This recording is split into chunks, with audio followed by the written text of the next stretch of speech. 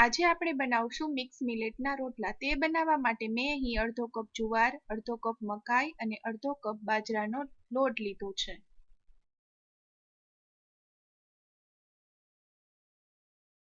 લોટ સારી રીતે મેં મિક્સ કરી લીધા છે. બધા લોટ મેં ચાળીને લીધા હતા. તેમાં મેં સ્વાદ પ્રમાણે મીઠું એડ કર્યું છે. હવે થોડું થોડું પાણી એડ કરતા જઈશું અને મસળીને આપણે બાજરાનો લોટ બાંધી લઈશું. પાણી એકસાથે એડ નથી કરવાનું, થોડું થોડું પાણી એડ કરતું જવાનું છે અને લોટને મસળતા જવાનું છે.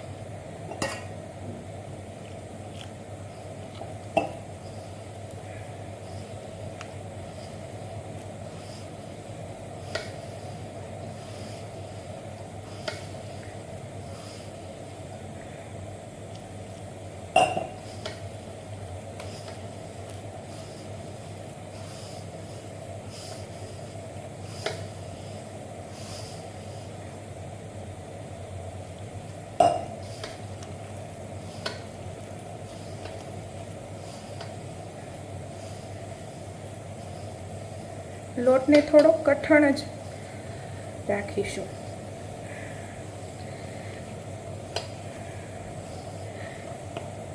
હવે આ બધો લોટ ભેગો થઈ ગયો છે એટલે તેને સાઈડમાં રાખી દઈશું. હું અહીં 2 રોટલા બનાવવાની છું એટલે મેં 2 લુવા કરી લીધા છે. હવે એક લુવાને આપણે સાઈડમાં મૂકી દઈશું અને બીજા લુવાને આપણે થોડું થોડું પાણી નાખીને વધારે મસળશું, જેથી તે સાવ સ્મૂથ બની જાય અને આપણો રોટલો ફાટે નહીં. આ પ્રોસેસ ખૂબ જ મહત્ત્વની છે, જેથી આપણા રોટલા ખૂબ જ સરસ અને ફૂલાયેલા બનશે.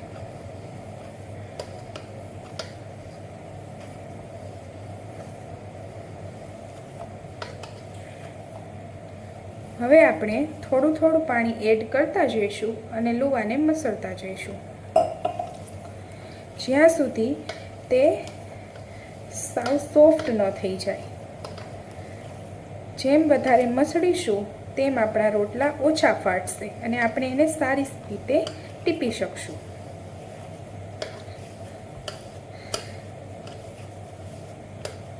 હવે તેને મસળવાની સરસ ટ્રીક છે.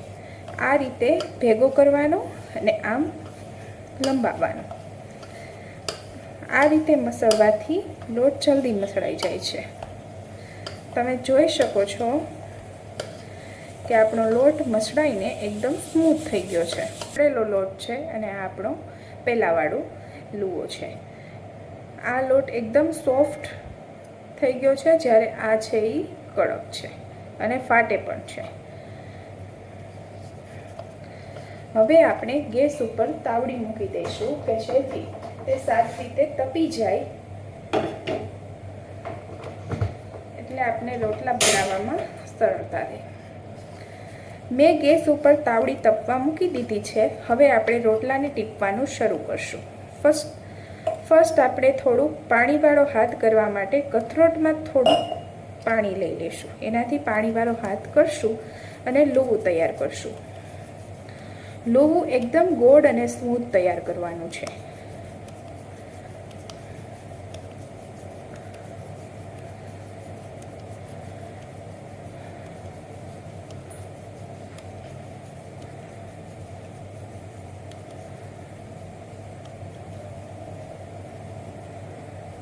આપણું ગોળ લુવું તૈયાર થઈ ગયું છે. હવે જરાક વળી પાણીવાળો હાથ કરી અને આપણે હાથથી આ રીતે ટીપાય એટલું ટીપશું. મેં આટલું ટીપી લીધું છે. હવે આ એક હાથ નીચે રાખીશું અને બીજા હાથને ઉપર રાખીશું. એક આપણે આ પહેલા હાથના અંગૂઠાથી વચ્ચેની સાઈડ દબાવશું અને બીજા હાથના 4 આંગળી અને અંગૂઠા વડે નીચેની સાઈડ દબાવશું.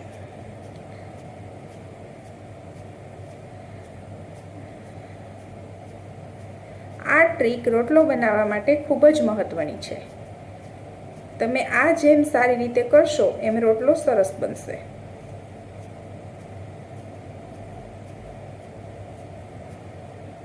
હવે તમે જોઈ શકો છો કે મેં એ રીતે રોટલાને પોળો કરી દીધો છે. હવે બંને બાજુ સારી રીતે પાણી લગાવી અને મેઇન કામ ચાલુ કરશું. રોટલાને ટીપવાનું. ટીપવા માટે આપણે હાથને વચ્ચેથી ખોલો રાખવાનો છે અને આંગળીઓથી રોટલાને ફરતી કોર ટીપવાનો છે. વચ્ચે આપણે પ્રેશર આપવાનું નથી, નહીતર રોટલો વચ્ચેથી ફાટી જશે અને પતલો થઈ જશે. આપણે અહીંયાથી જ આપણે રોટલાને ટીપવાનો છે. પામથી જ રોટલાને ટીપીશું. જ્યારે રોટલો ટીપવાનું આપણે ચાલુ કરી દઈએ ત્યારે ગેસની ફ્લેમને ફૂલ કરી દઈશું, જેથી રોટલો આપણો સારી રીતે ઉથલે. જો તાવડી સારી રીતે તપેલી નહીં હોય તો રોટલો સરસ નહીં બને.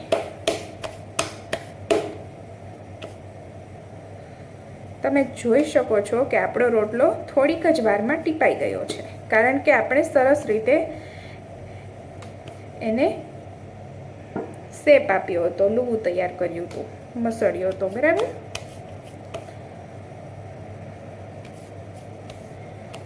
હવે આપણે રોટલાને તાવડીની અંદર એડ કરશું.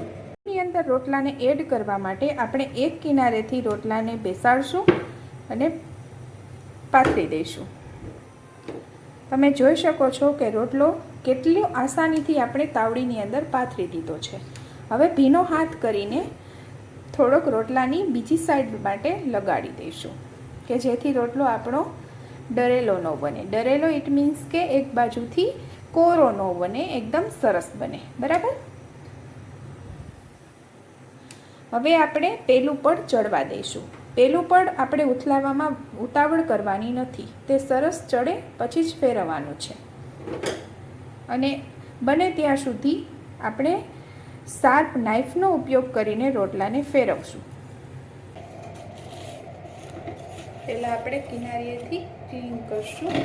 જો રોટલો આસાનીથી ઉખડતો હોય તો આપણે પછી એને હાથેથી ફેરવી લઈશું. પહેલું પડ ચડી ગયું છે. હવે બીજું પણ ચડવા માટે આપણે ગેસને ધીમો રાખીશું અને નિરાતે ચડવા દઈશું, જેથી આપણું બીજું પડ ખૂબ જ ક્રિસ્પી બને.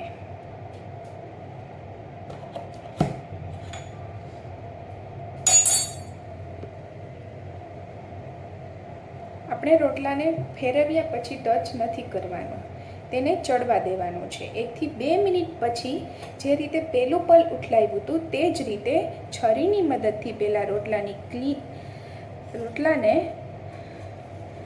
તાવડીથી અલગ કરાવશું. જો તે મૂવેબલ હોય પછી તેને આપણે ફેરવીશું.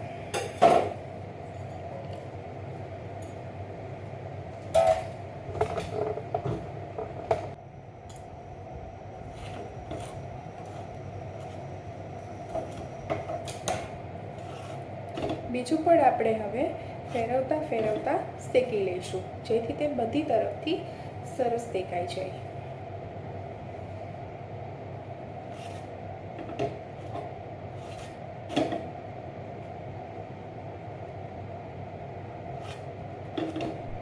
રોટલાનું બીજું પડ ચડી જાય એટલે તેને ફેરવીને છેલ્લું પડ પણ ચોળવી લઈશું. તમે જોઈ શકો છો કે આપણો ફૂલાયેલો રોટલો તૈયાર થઈ ગયો છે. તેને બટર સાથે સર્વ કરીશું.